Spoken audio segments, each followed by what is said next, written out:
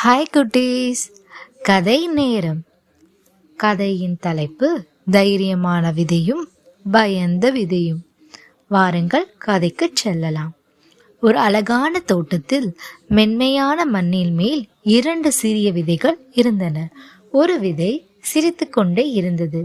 எனக்கு பயமில்லை என்று அது சொன்னது. மற்றொரு விதை நடுங்கியது. மழை வந்தால் என்ன செய்வது என்று அது பயந்தது.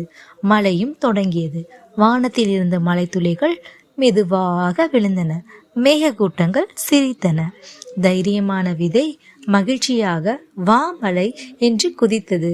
பயந்த விலை நடுங்கி ஐயோ மழை வந்தால் என்ன ஆகும் என்று மண்ணுக்குள் ஒளிந்தது. தைரியமான விதை மண்ணுக்குள் வேர்விட தொடங்கியது. சிறிய பச்சை முளை மண்ணில் மேல் வந்தது. நான் வளர்கிறேன் என்று அது சிரித்தது. பயந்த விதை மட்டும் மண்ணுக்குள் சுருண்டபடி கவலையுடன் இருந்தது.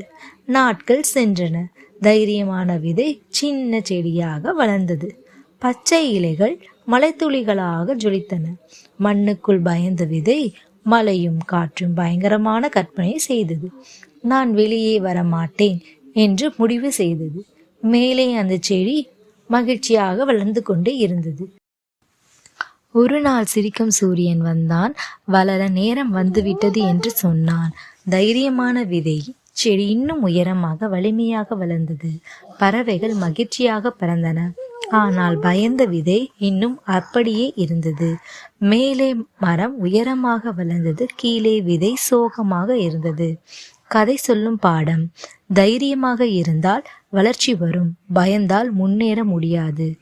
பாய் குட்டீஸ், நாளை வேறு கதையுடன் சந்திக்கலாம்.